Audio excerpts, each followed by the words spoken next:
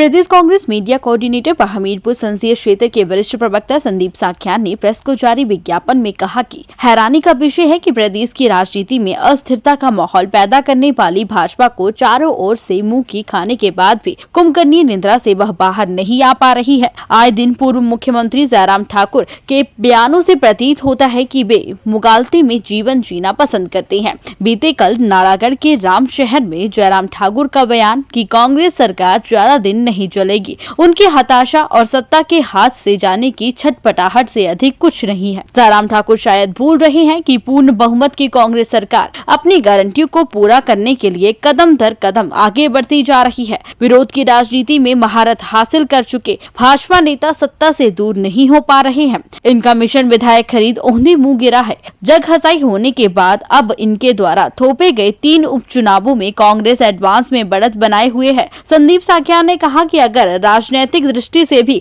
इन 3 उपचुनावों को देखा जाए तो प्रदेश सरकार की कार्यशैली और प्रदेश में मुख्यमंत्री की रणनीति दोनों ही भाजपा के द्वारा बिछाई गई खरीद फरोख्त की विरासत को भेदने में सही साबित होगी। प्रदेश में राजनीतिक अस्थिरता का माहौल पैदा करने वाली भाजपा और उनके प्यादों को जनता कभी माफ नहीं करेगी। हिमाचल प्रदेश में ये जो 3 विधानसभाओं के चुनाव हो रहे हैं, मैं ये कहना चाहता हूँ कि ये जो चुनाव हैं ये जबरदस्ती हिमाचल प्रदेश की इन 3 विधानसभा क्षेत्रों की जनता के ऊपर थोपे गए हैं। और उसका सीधा सा कारण है कि इनको लोगों ने निर्दलीय विधायक जब चुना था तो इनको क्या आवश्यकता आन पड़ी कि ये रिजाइन करते, फिर भारतीय जनता पार्टी की सदस्यता लेते, फिर दोबारा से ये चुनाव के लिए आते। तो मैं ये कहना चाहता हूँ कि ये अननेसेसरी जो बोझ है वो इन 3 विधानसभा क्षेत्रों की जनता के ऊपर जो है वो जबरदस्ती भारतीय जनता पार्टी ने उनके ऊपर लादा है। मैं ये कहना चाहता हूं कि मैं हिमाचल प्रदेश के अंदर जो मातृशक्ति है और जो कर्मचारी वर्ग है, मातृशक्ति को हमने अपनी गारंटी 1500 रुपए जो थी वो पूरी करी है। और मैं कहता हूं कि मातृशक्ति इन तीनों विधानसभा क्षेत्रों में कांग्रेस का साथ अवश्य देगी और हम अवश्य चुनाव जीतेंगे। और जो कर्मचारी वर्ग है, कर्मचारी वर्ग के लिए जो ओपीएस का मुद्दा जो हमारा था हमने वो लागू किया है, तो कर्मचारी वर्ग भी निसंदेह जो है वो कांग्रेस के साथ है, कांग्रेस के समर्थन में है।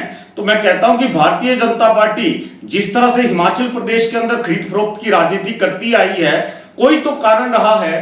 भारतीय जनता पार्टी की सदस्यता इन लोगों ने ली, कोई तो इनके अंदर कोई ना कोई बातचीत है, कोई ना कोई इनके मध्य भारतीय जनता पार्टी और निर्दलीय विधायकों के अंदर कोई ना कोई ऐसी बात है जो सार्वजनिक होनी चाहिए।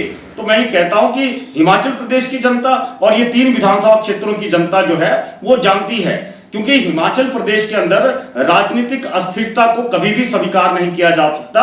और हिमाचल प्रदेश की जनता जो है वो तीनों विधानसभाओं के अंदर जो है वो कांग्रेस का समर्थन करेगी और निसंदेह कांग्रेस पार्टी जो है तीनों विधानसभा क्षेत्रों में जीतेगी। धन्यवाद।